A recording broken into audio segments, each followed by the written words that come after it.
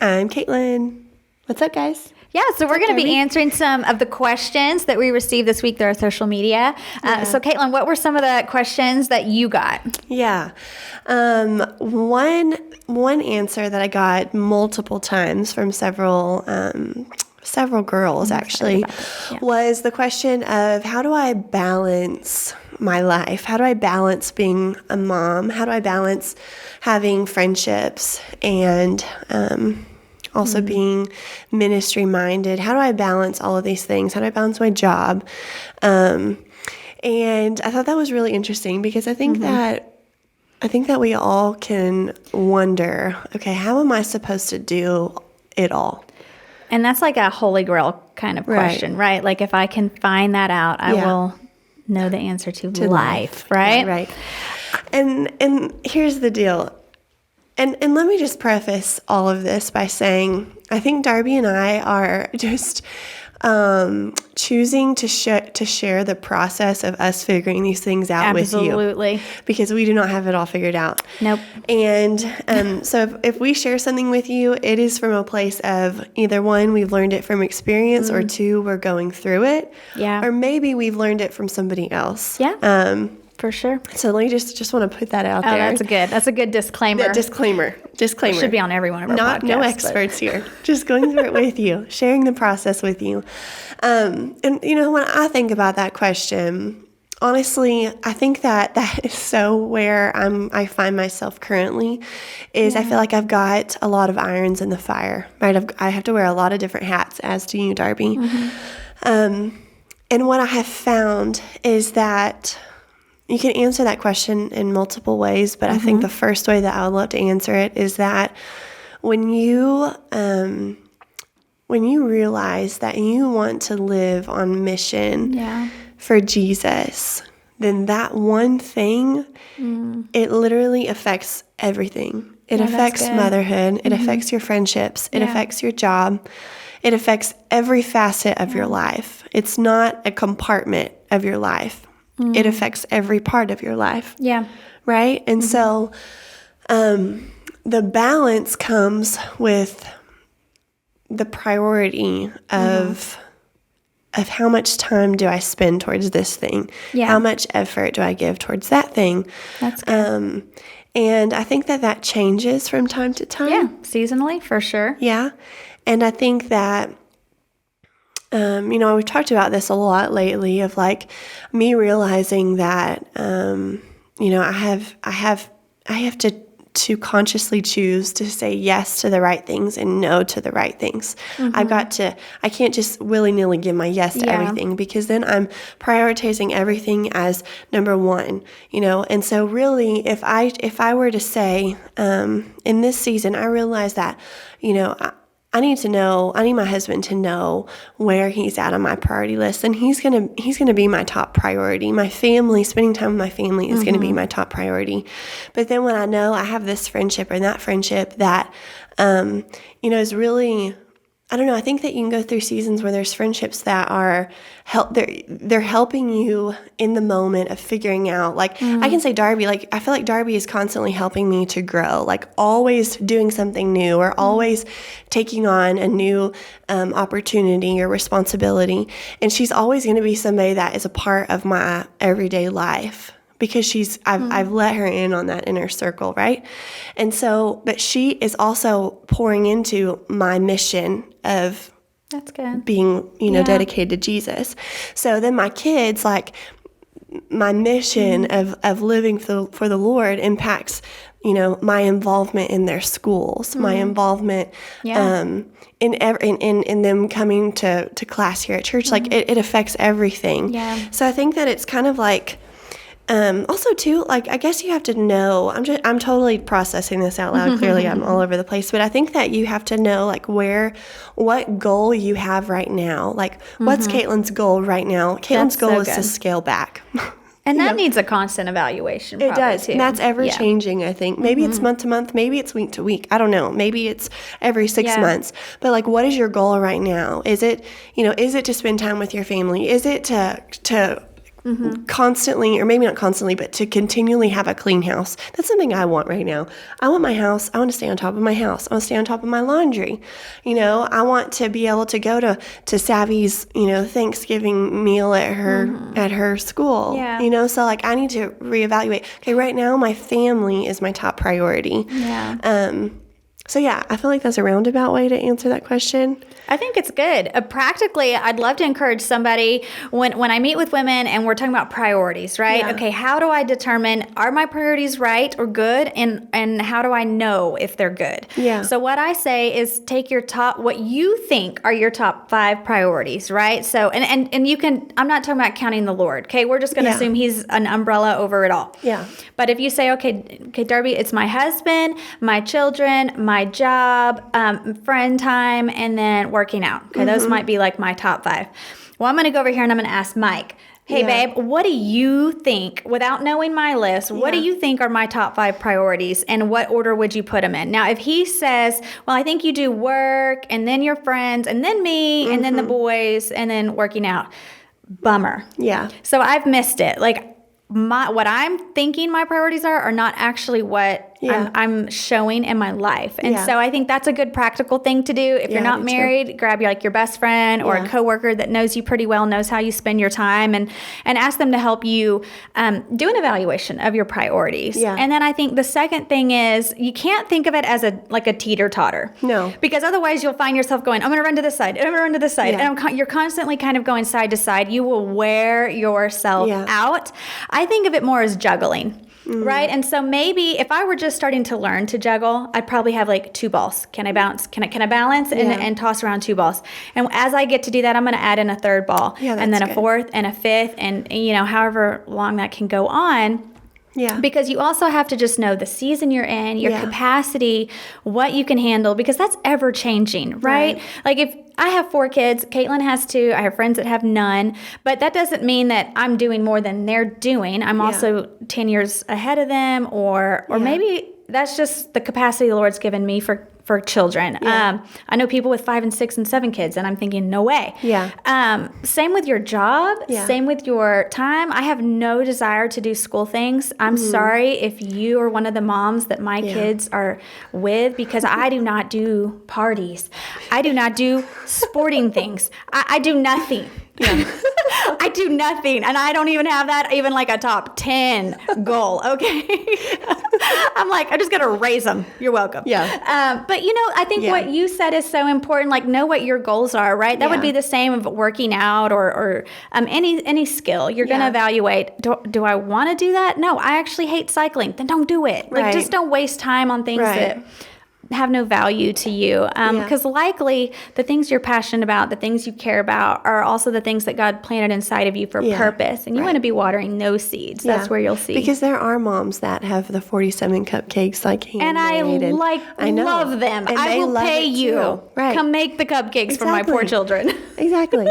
Another just really practical thing that I feel like Mason and I have just been learning over the last couple weeks is we're just examining my schedule. Okay, I've got this girls' night, and then I've got bunco, and then I've got this Bible study, and then a Bible study we lead together, and then this, and this. And he's like, okay, what I think would be helpful is you can't, and he's not one to say, you can do this and you can't do that, but he's like, how about this? You can't do 2 things in a row that are away from us and me without having a me time in between there. Oh, yeah. Even if it's just going out to lunch or just spending quality time, just me and Mason.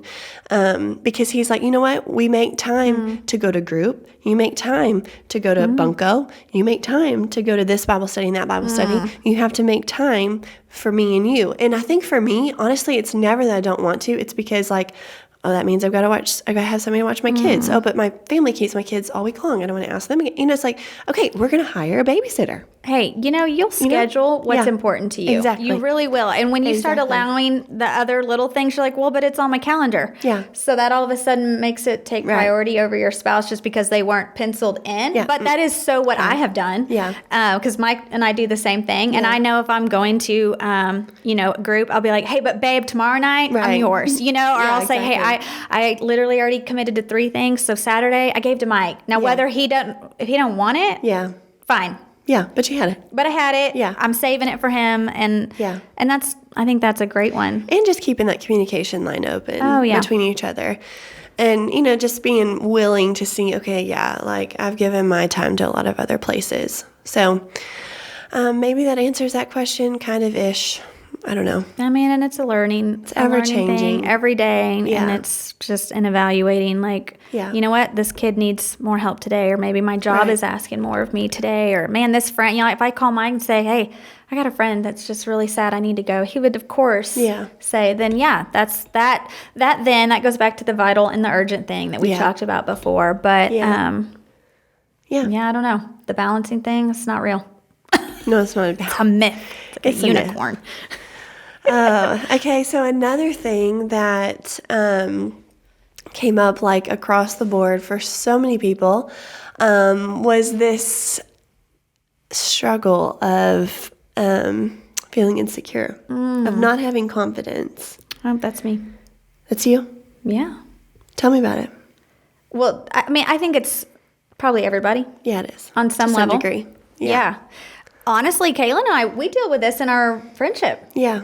Because I think when you're around anybody that you if you admire things about them, you immediately start to compare. Yeah. But I think comparison can can show us where we're set apart, not where we're set back.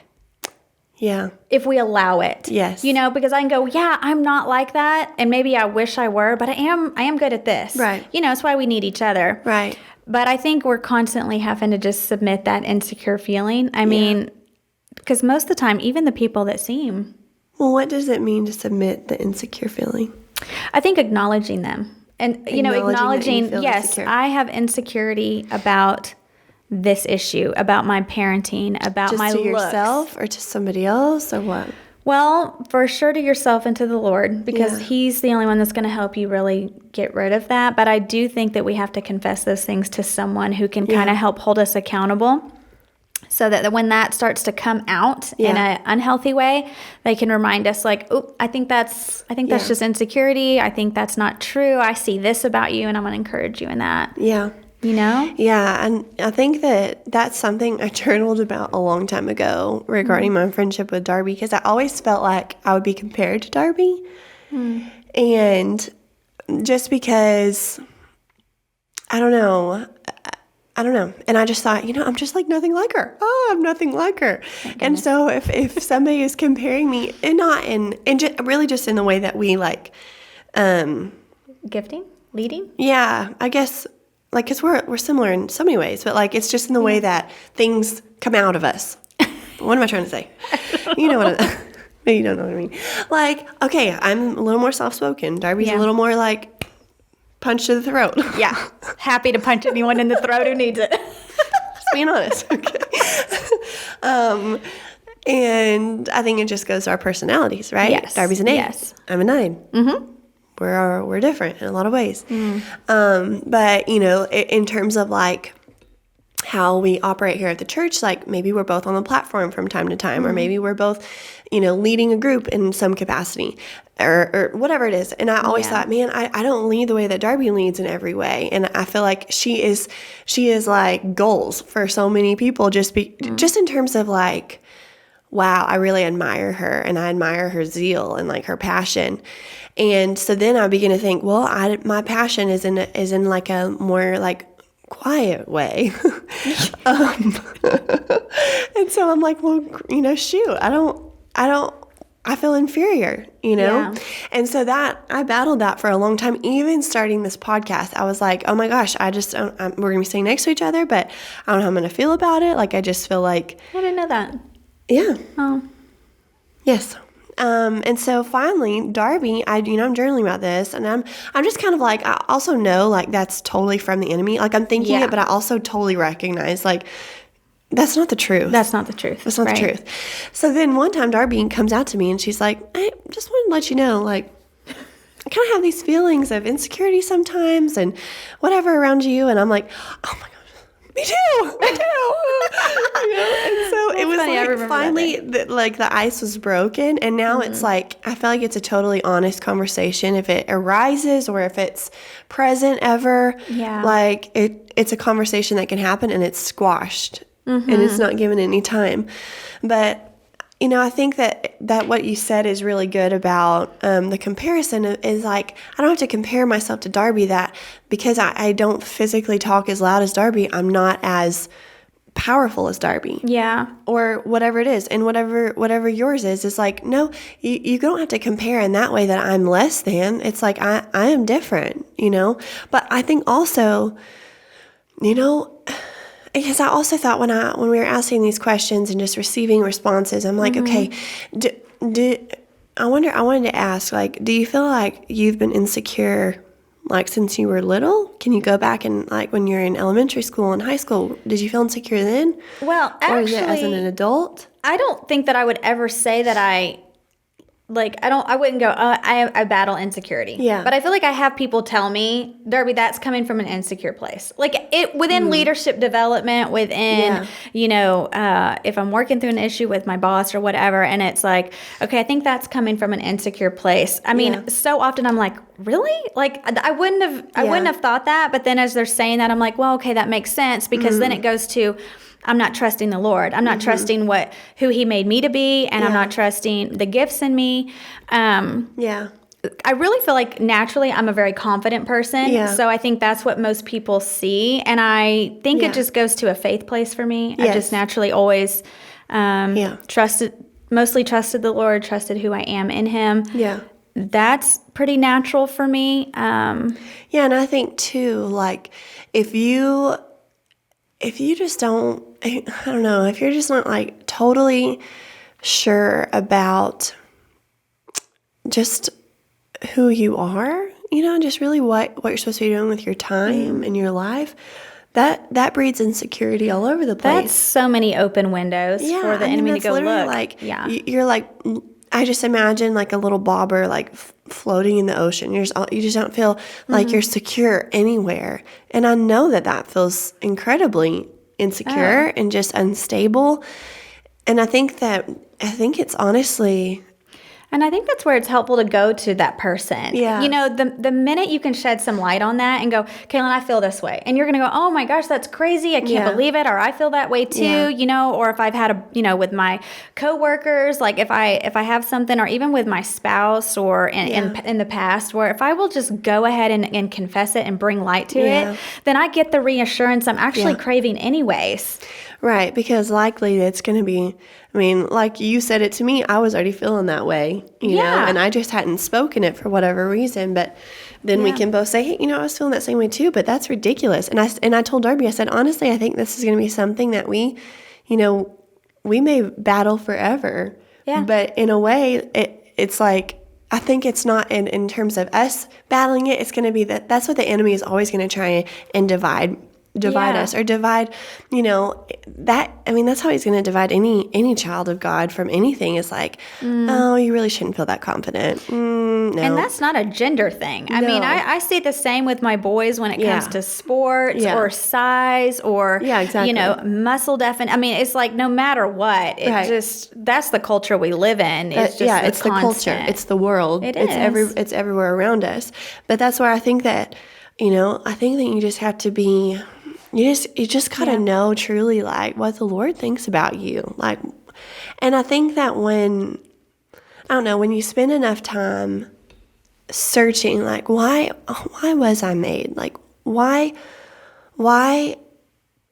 is my purpose? Then it's like when I know what my purpose is, or when I know how I'm supposed to execute this thing or that thing, it really doesn't matter if anybody else thinks that that's stupid or embarrassing or not. Like, you have a different kind of confidence in you. And it's all tied together. Confidence, is goes to purpose, which goes to people and identity and all of that. And so it's like all interwoven to me, because I'll meet people that I think, wow, they are so on mission. They are accomplishing this and accomplishing that, and look at all these tasks. And then if you go and sit with them and ask them, like, are you happy? And they're like, no, actually, I don't think I'm doing anything like I was made to do. And it's like, well, a part of it might be because it's not affecting people. Yeah. You know, we were made to be with people, helping people. Right. And so if that element's missing, also, and this is what I always tell even like my husband, babe, you got to get in a relationship, because if you do, those people are going to be the ones to encourage you and go, dude, I love you. Dude, you are so awesome. And, you know, I you know, the more people I'm around, the more people I have going, Darbi, I love you. You're great. And that's so encouraging. It's so building to where I'm like, even when I have a bad day, I just need to call a friend that's going to go, Darbi, I know you. I love you. That's not true. You're this and you're that. And you just keep going. Yeah. You know? That's good. Yeah. Well, it got me thinking, when Noah was younger, we had given him this necklace, like from James Avery. It was a cross necklace. And I gave it to him, and of course he was like 10 or 12, and he didn't know what it cost. And so he said, well, how much did it cost? I said, buddy, it doesn't matter. It's a gift. I want you to have it. Don't worry about it. And he goes, well, what if I lose it?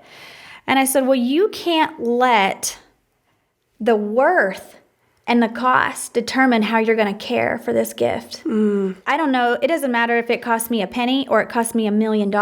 I'm giving it to you. I want you to take care of it because I love you and I want you blessed. But if you're going to decide right now how you're going to take care of it, then you've already determined the outcome of that. And I think we do that with ourselves, right? Because God loves us. He made us in His image. He already thinks the world of you. And He's also placed gifts inside of you that He says, those are necessary. Your gift is not less than that gift. And so I think we do that. We go, well, God, if that gift isn't really worth, I mean, what's it worth? Like, if I'm not going to be on a platform, if I'm not going to be making that kind of a difference, then it's not really worth me stewarding.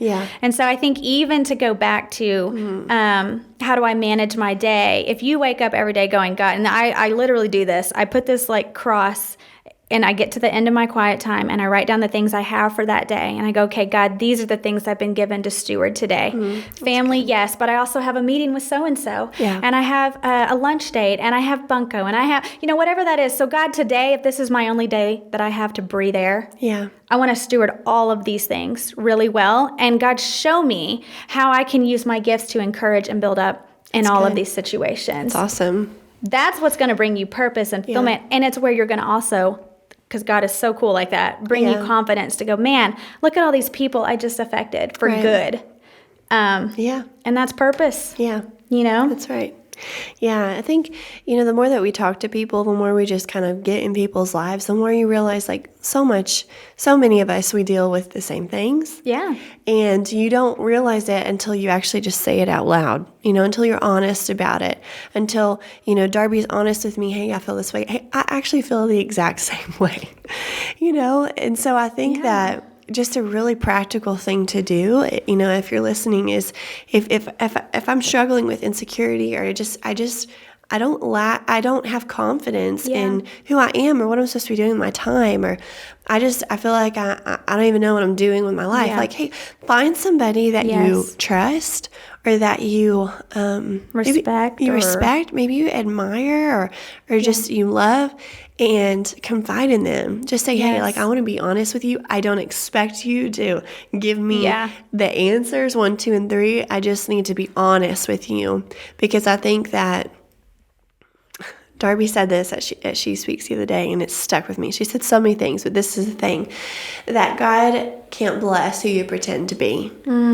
And that's what, you know, if I honestly, I feel insecure in this place or that place or in this friendship, like, if I'm putting on this front, oh no, I'm not insecure, like, that's weak. You know, I've got to recognize that, you know, just being honest about it, and just wanting just a little bit of growth. Like, the Lord can do so much with that. You know?